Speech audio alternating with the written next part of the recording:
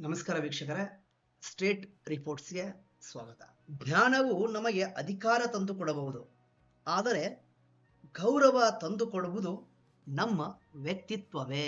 ನೋಡಿ ಎಷ್ಟು ಚೆನ್ನಾಗಿ ಈ ಮಾತನ್ನ ವರ್ಣಿಸ್ತಾರಂದ್ರೆ, ಜ್ಞಾನ ಎಷ್ಟೇ ಇದ್ದರೂ, ಜ್ಞಾನ ಎಷ್ಟೇ ಇರ್ತೈತಿ, ನಮಗೊಂದು ಅಧಿಕಾರ ಬಂದ್ಬಿಡ್ತೈತಿ.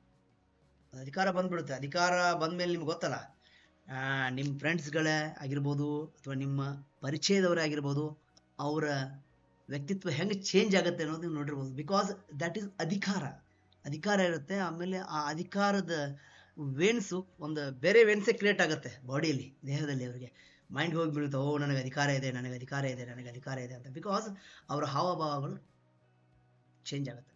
ಕೆಲವರಲ್ಲಿ ಮಾತ್ರ, ಯಾಕಂದ್ರೆ ಕೆಲವರು ಅವ್ರು ಬಂದಿರೋ ದಾರಿನೇ ಮರೆಯಲ್ಲ. ಕೆಲವರು ಅಂಥವ್ರು ಇದ್ದಾರೆ, ನಮ್ಗೆ ತುಂಬಾ ದೃಷ್ಟಾಂತಗಳಿದೆ. ಓಕೆ, ಬಟ್ ನಾವು ಹೇಳ್ತಾ ಇರೋದು ಏನಂದ್ರೆ, ಇಲ್ಲಿ ಎದ್ರ ಬಗ್ಗೆ ನಾವು ಥಿಂಕ್ ಮಾಡ್ತಾ ಇದೀವಿ ಅಂದ್ರೆ, ಜ್ಞಾನವು ನಮಗೆ ಅಧಿಕಾರ ತಂದು ಕೊಡಬಹುದು. ನೋಡಿ, ಅಧಿಕಾರ ಕೊಡುತ್ತೆ ನಿಮಗೆ, ಡೆಫಿನೆಟ್ಲಿ ಅಧಿಕಾರ ಕೊಡುತ್ತೆ ಅದು ಜ್ಞಾನ. ಯಾಕಂದ್ರೆ ನೀವು ಓದಿರ್ತೀರಾ, definitely it gives. Okay, but ನಿಮಗೆ ಗೌರವ ಕೊಡಬೇಕಲ್ಲ.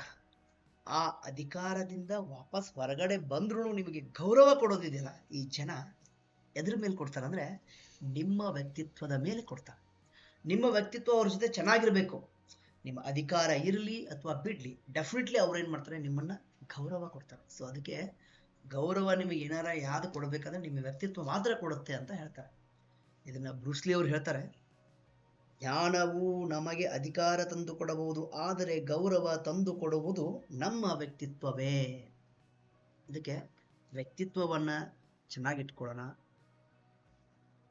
ಏನೇ ಅಧಿಕಾರ ಬರಲಿ ಹೋಗ್ಲಿ, ಓಕೆ, ಯಾಕಂತಂದ್ರೆ ಲೈಫಲ್ಲಿ ಎಲ್ಲರಿಗೂ ಅಪ್ಸ್ ಆ್ಯಂಡ್ ಡೌನ್ಸ್ ಇದ್ದೇ ಇರುತ್ತೆ. ಇವತ್ತು ಆ ಮನುಷ್ಯನಿಗೆ ಏನಾದ್ರು ಸಿಕ್ಕಿರ್ಬೋದು, ನಾಳೆ ನಿನಗೂ ಸಿಗುವಂಥ ಚಾನ್ಸಸ್ ಇರುತ್ತೆ. ಸೊ ಯಾವುದೇ ಒಂದು ಕ್ಷಣದಲ್ಲಿದ್ರು ಮೈಂಡನ್ನ ಕ್ಲಿಯರ್ ಆಗಿ, ಆಮೇಲೆ ಯಾರು ಇವಾಗ ಏನು ಗೊತ್ತಾ, ಅದೇನೋ ಅವ್ರಿಗೆ ಅನಿಸಲ್ಲ ಅನ್ಸುತ್ತೆ. ಅದು ನಮಗೆ ಅಧಿಕಾರ ಬಂದಿದೆ, ಅವ್ರು ಯಾವ ಥರ ವರ್ತನೆ ಮಾಡ್ತಾರೆ ಅನ್ನೋದು ಅವ್ರಿಗೆ ಅನಿಸೋದೇ ಇಲ್ಲ ಅನ್ಸುತ್ತೆ. ಬಿಕಾಸ್ ಅದು ಮೈಂಡ್ಗೆ ಆ ವೇನ್ಸ್ ಓಪನ್ ಆಗಿರಲ್ಲ. ಬರೀ ಅಧಿಕಾರ ಇದೆ ಒಂದೇ ದೃಷ್ಟಿಯಿಂದ ನೋಡ್ತಾರೆ. ಬಟ್ ಅವ್ರು ವಿಚಾರ ಮಾಡಬೇಕು, ಎಲ್ಲವೂ ಸ್ಥಾನಗಳು ಇವತ್ತು ನನ್ನದಾಗಬಹುದು, ನಾಳೆ ನಿನ್ನದಾಗಬಹುದು. ಯಾಕಂದ್ರೆ ಪರಿವರ್ತನೆಯೇ ಜಗದ ನಿಯಮ ಅಂತ ಹೇಳ್ಬಿಟ್ಟಿದ್ದಾರೆ. ಸೊ ಆ ಕಾರಣಕ್ಕಾಗಿ ಇದನ್ನ ನೋಡ್ತಾ ಇರೋರಾಗ್ಲಿ, ಇದನ್ನ ಕೇಳ್ತಾ ಇರೋರಾಗ್ಲಿ, ಗಮನದಲ್ಲಿರ್ಲಿ. ನಿಮ್ಮ ವ್ಯಕ್ತಿತ್ವವೇ ನಿಮ್ಮ ಜೀವನಕ್ಕೆ ಸೋಪಾನ ಆಗುತ್ತೆ, ಗೌರವ ತಂದುಕೊಡುತ್ತೆ.